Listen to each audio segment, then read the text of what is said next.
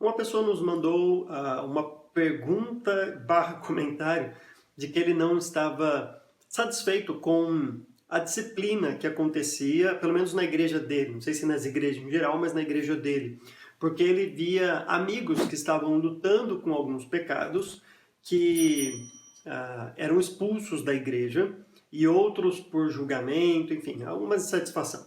De fato, no meu modo de entender, há um entendimento equivocado, não vou dizer que em todas, porque eu não conheço todas as igrejas, mas em muitas igrejas que eu já tive contato, um modo talvez equivocado de entender o que é disciplina bíblica, pelo menos no jeito que eu entendo que as escrituras nos mostram. A disciplina bíblica, ela deve ser feita para todo aquele que for descoberto um pecado e que ele precisa ser confrontado. E este confronto inicial já é a disciplina de Deus confrontando esta pessoa. Por outro lado, o que Mateus capítulo 18 vai dizer é que se ao confrontar um irmão que está em pecado, ao repreender um irmão, este se arrepender e deixar a sua prática, ou entrar num processo de aconselhamento para mudar a sua vida, você ganhou um irmão, acabou o processo aí. E, na verdade, esta luta que nós devemos ter com os nossos pecados deve ser diária, constante, e todos nós passamos por isso. Se a luta contra um pecado fosse motivo de exclusão, não verificaria mais ninguém na igreja. Porque eu presumo que todos nós, cristãos, lutamos com algum tipo de pecado. Né? Se você não está lutando com nenhum pecado, talvez você parou de ler a Bíblia ou talvez parou de ter um entendimento correto a respeito de você mesmo. Porque se você ler a Bíblia e se enxergar ali na Bíblia, você vai perceber que você é um pecador que precisa lutar contra algum tipo de pecado que você está passando. Então, a luta contra o pecado não deve ser passível de disciplina e exclusão. O que deve ser passível da continuação da disciplina e, consequentemente, uma exclusão é a obstinação em relação à luta contra o pecado. É a pessoa que não quer lutar contra o pecado. É a pessoa que quer ser assim, ela é assim e não vai mudar. Então, o que Mateus 18 diz é que se não houve uma pessoa, leva 2 ou 3 pessoas, testemunhas ali para reforçar aquela situação. Claro que esse processo todo pode demorar, né? Não quer dizer que é uma só vez, ou que são 2, 3, não. Você pode passar, às vezes, 6 meses conversando com uma pessoa, 5 meses, 3, enfim, depende de cada caso, né? A gente não tem como dogmatizar uma prática assim, é mais do princípio que é descrito ali. Então você leva algumas testemunhas, 2 ou 3, e fala a mesma coisa. Então, a gente descobriu, você está em pecado, você precisa mudar e tudo mais, aqui assim, assim. A pessoa ouviu, ok, você ganhou seu irmão, bola para frente. Se ele não ouviu, aí sim leva para a igreja. Quando leva para a igreja, não é simplesmente para anunciar para a igreja, expor a pessoa, fofocar, ou a pessoa sair falando. A igreja tem que estar muito bem preparada e treinada, educada, para como ela participa no processo de disciplina.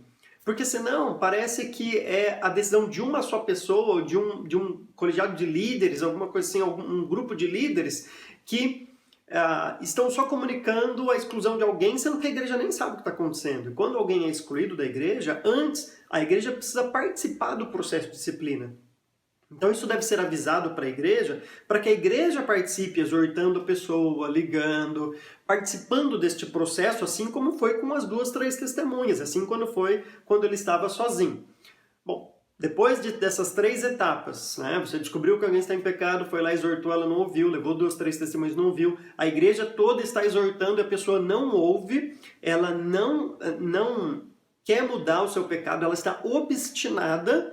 Aí o que o texto diz é que realmente nós devemos tratar essa pessoa como um pagão e um publicano. Ou seja, não deve fazer parte mais do hall de membros da igreja.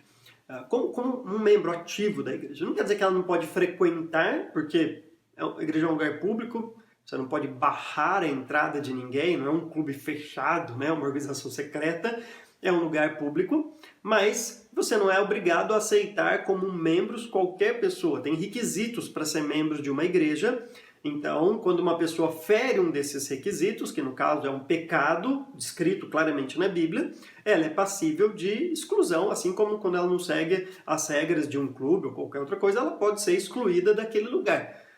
Então, Isso que acontece. O caso lá de 1 Coríntios capítulo 5, ele é interessante porque parece que ele já é a terceira etapa de Mateus capítulo 18, porque ele é público. Ele já é público, a igreja já está envolvida com isso. Na verdade, Paulo fala que a igreja estava de maneira errada envolvida com isso, se alegrando e achando que aquele cara era o maioral. E Paulo fala, não, excluam ele do meio de vocês, não entreguem ele para Satanás. Então está mostrando, ele está tão obstinado no seu pecado, ele está tão assim, num estado que aquelas 3 etapas parece que já foram feitas, a igreja já está envolvida. Então o que você tem que fazer é entregar para Satanás. Claro que toda pessoa que quer lutar contra o pecado, que se sente de fato, que está arrependida e quer mudar, deve ser recebida novamente no convívio da igreja.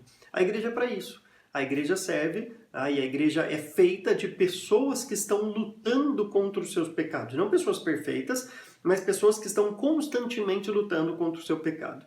Só não tem lugar na igreja para aquelas pessoas que não querem lutar contra os seus pecados, que estão obstinadas nas suas práticas. Aí, o que o texto nos diz mesmo, que a Bíblia fala, embora isso seja uma das coisas mais difíceis que um líder possa fazer, e se você que é um líder já passou por isso, sabe do que eu estou dizendo, isso é muito difícil, mas é nossa obrigação como cristão zelar pela santidade, por essa busca pela santificação na igreja, de modo que nós tenhamos que excluir alguém da membresia. Então, não sei bem o que está acontecendo na igreja de quem mandou essa pergunta, mas é assim que eu entendo a minha visão de como deve acontecer aí a disciplina e exclusão numa igreja.